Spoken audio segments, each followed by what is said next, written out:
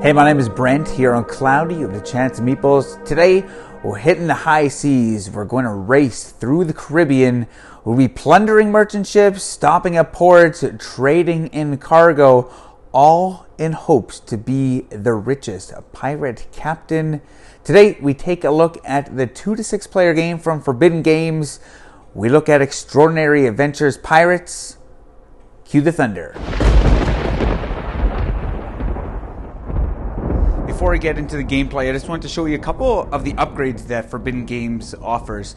And if you look, this is the main board that comes in the game. Artwork looks amazing, but as you can see underneath, they provide, or that you can purchase, this giant playmat. And I know you can't even see it all on the screen because it's massive. So yes, you can buy this. It's this nice neoprene mat. The board looks absolutely amazing. I actually prefer playing with this. I've actually never played it with the game board. I've just played it with this mat because it's just amazing. And moving the ships along this nice mat is fantastic. A couple of the other upgrades they have, you can buy these little pirate miniatures. So I'll see if I can get an up close of each of these here. So for the black player, you can get these guys, and the purple player. Have this guy. Go for the yellow player. That. Then we have the green. We also have the red guy. And finally, where'd this guy go? The blue guy. There we go. So instead of the wooden ones that come with the game, you can use these ones. I will say, to be honest, I'm not a big fan of miniatures, and one of my black guys, actually his arm fell off. So it is what it is. I don't use these little miniatures. I just use the wooden pirates that come in the game. Then the final upgrade, which I think is absolutely amazing, are a whole bunch of metal coins. So let me collect these for you. Check out this. Now, if this doesn't make you feel like a pirate, I don't know what will. On the one side, it has the requirements to collect it, and on the other side, fantastic artwork. And in comparison, to show you what this actually looks like, this is compared to a quarter. A Canadian quarter, that is, but there it is. Thickness. See if we can get the difference here. It's about the same thickness, but considerably bigger than a Canadian quarter. So those are the upgrades. The coins, fantastic. The mat, fantastic. The miniatures, not really my thing. So those are the upgraded components. Let's check out how the game works. Okay, so here's how you play Extraordinary Adventures Pirates.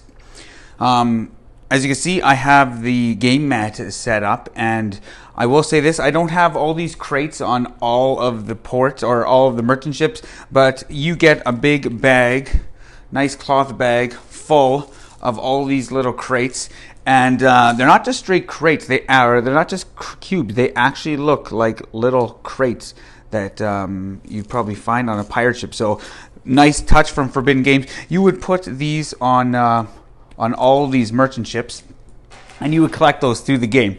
Each player would take a starting deck of cards. They're all the same. I have mine sleeved, so they're all the same. You have a whole bunch of lubbers that move you 1 movement, a couple 2s, and then everybody gets 1 3. Everybody would get the same starting deck, and then each player would put a pirate ship on each of the starting. So Gran Granada, as well as Havana and St. Augustine. So there's the blue track at the top. Coming down the middle of the board, you have the red track, and then the black track. This is a racing game, and it's also a deck building game. So as you go through the game, you'll be using these cards, and you'll be discarding some of them and getting new ones to give you a better deck, and then whoever has the most points at the end is the winner. So it's a race with 3 different tracks. So like I said, you have the blue track, the red track, and the black track. As soon as someone makes it to Trinidad, the game is over, and then you would do final scoring. Here we go. Trinidad. Yes, this mat is really, really big. So there you go. So that would be the trigger the end of the game. So on your turn, you do one thing. You play cards, okay? So you always have a hand of 5 cards. 1, 2, 3, 4, 5. On your turn, you play 3 of them. This would be a terrible starting hand, but it potentially could happen. So you play 3 cards. Whatever's on the bottom right corner, that's the movement as to how many spaces you move. So I can move up to 3 spaces. So I can move 1 ship, a total of 3 spaces. I can move each ship 1. I'll pull this guy back over here. Whatever you want. So that's how you move. If you ever make it to one of these that has the crates, you collect them, you put them in front of you, and then you take a merchant card. And these are just better cards. This one just adds to your discard pile, and then it'll be reshuffled later. 2 movement. Some of them are a little bit better than that. Some is this. Move 3 on the red track only, or move 2 on any track. So you can only ever use one of the 2. So either the number in the corner or what it says there, one or the other. So that's a way in which you get better cards as well as crates. I'll speak on those in just a moment. You continually move down the track anytime you make it to a port. So say you make it right here, this bigger spot. Then is when you can trade in these cargo cubes for different tiles, okay? So this one, you would need to claim it. You get 6 victory points. You trade in 1 white, 1 yellow, 1 blue, and 1 red. This one, 1 brown, 1 yellow, 1 blue. And so they range everywhere from 3 victory points all the way up to 8 victory points. I showed you with the upgraded components, you could use the coins instead. If you're using the coins for this one, well, it's shiny. These things are shiny. They are great. This, you would need just any 2 colors.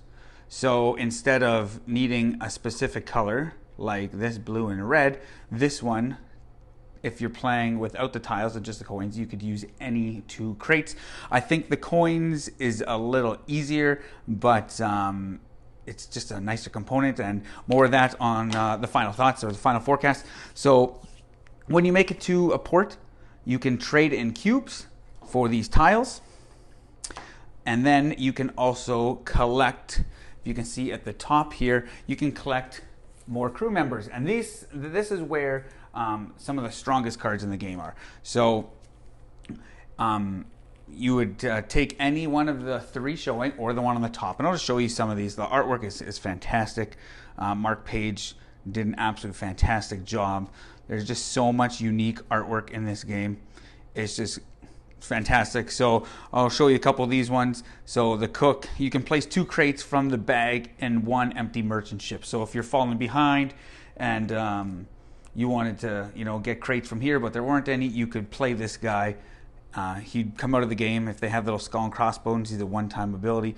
You could take 2 crates that have been handed in, put them on there, and then maybe collect more.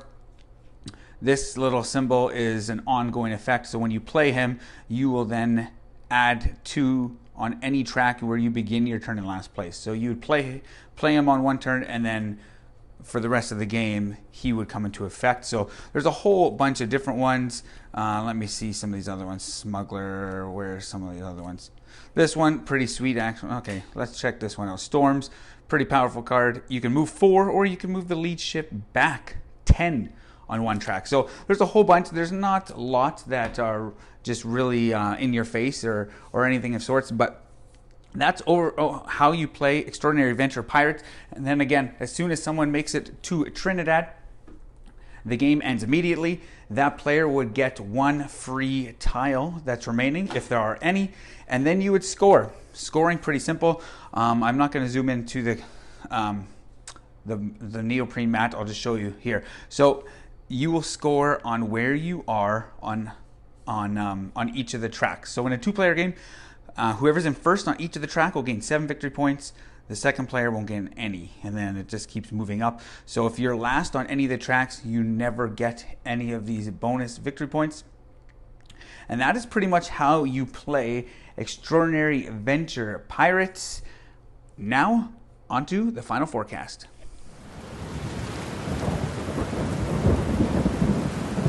Okay, so the final forecast for Extraordinary Adventures of Pirates. Let's start with the obvious, the artwork.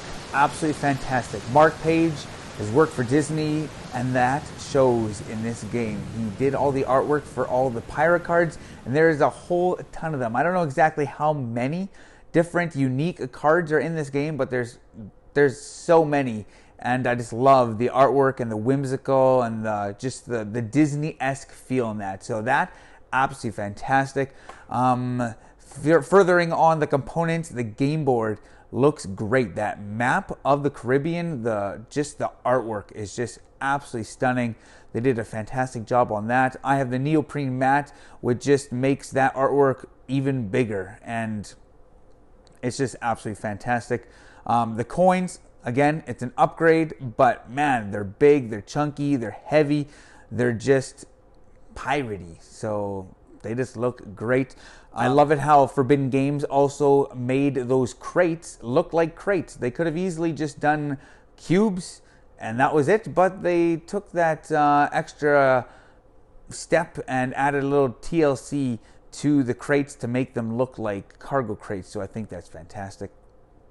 This is a pretty light game. I'll say that right off the get-go. It's a pretty light game.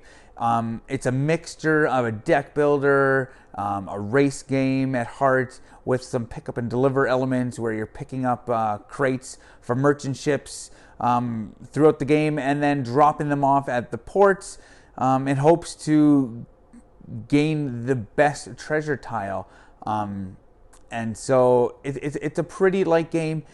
With that, it's very teachable. I've played this with my 7-year-old multiple times, and I've enjoyed playing with him because he's learned a few different strategies. He's tried one thing, and then I've kind of coached him or encouraged him to try maybe something else. He's kind of just taken one of the 3 tracks and just raced to the end on one track.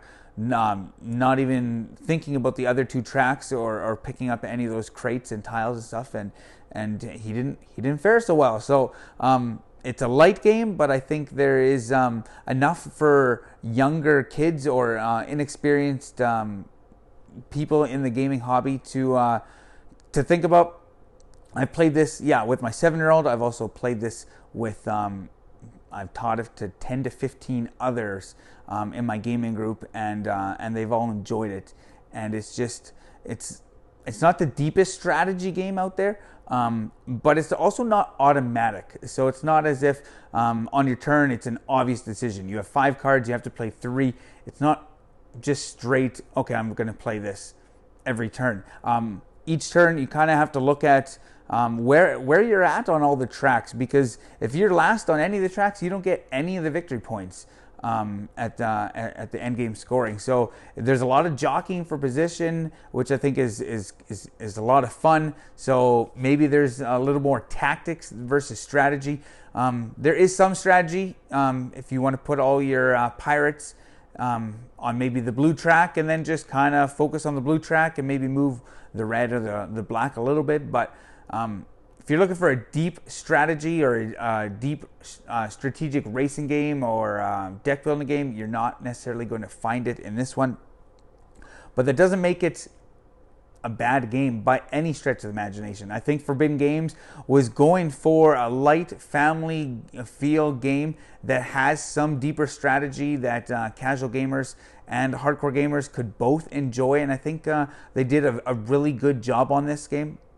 A couple things worth noting. It says 2 to 6 players. I think the two player count, I just don't enjoy that as much. For this, there's just so much more excitement when you have that 5-6 player count. It doesn't really stretch out the game length all that much, but just more ships on the map and just trying to jockey for position. I just really enjoy the higher player count. Another thing, the tiles. They're thick, they look great, but the coloring with the red and the brown crates on those tiles is challenging to see. So if you're on one side of the table and you think you need a red crate and a blue crate, and really it's a brown crate and a blue crate, that could really mess you up in this game. So just a word of caution. Also, the upgraded components, they also have those coins. I think the coins make it easier, and I have a tough time with that because I want to play with the coins because I'm playing a pirate game and I love the coins and just the feel of treasure. It's all about the pirates, right? But it makes it easier, and I mean that in the way that for example, the 3 victory coin or 3 victory point coins, you need any 2 different colored crates. It could be a yellow and a red, a blue and a red, a blue and a brown, whatever it is. But on the tiles, they're specific colors. And I think that makes the game a little bit more strategic because then you're purposely going on different tracks and stopping at different merchant ships for specific crate colors. But when you play with the coins, you don't need that as much. So I'm torn when playing this game because I want the tiles and I want that extra depth, but at the same time I love the coins. So I don't know, take that for what it's worth. When I do play it, I actually use both. So I put the tiles down and then I put a coin matching each of those tiles, and then whenever someone claims it, then that tile disappears and they collect the coin. But it is what it is. Overall, I think this is a great game, a great family game, and a great casual game with just amazing components, amazing artwork. I'm giving it a solid 80% a Chance of Meeples. I've played this game just a whole ton of times, and I just enjoy it every time. I finish the game, and whether I win or lose, I just always have a fun time playing this game. It's a quick 30-60 minute game, and that is right up there in my wheelhouse. That's my sweet spot. So yes, check it out. Extraordinary Adventures Pirates, 80% Chance of Meeples. Until next time, my name is Brent. Check us out on Facebook, Cloudy with a Chance of Meeples. Until we meet again, grab your umbrellas. The forecast is cloudy with a chance of meeples.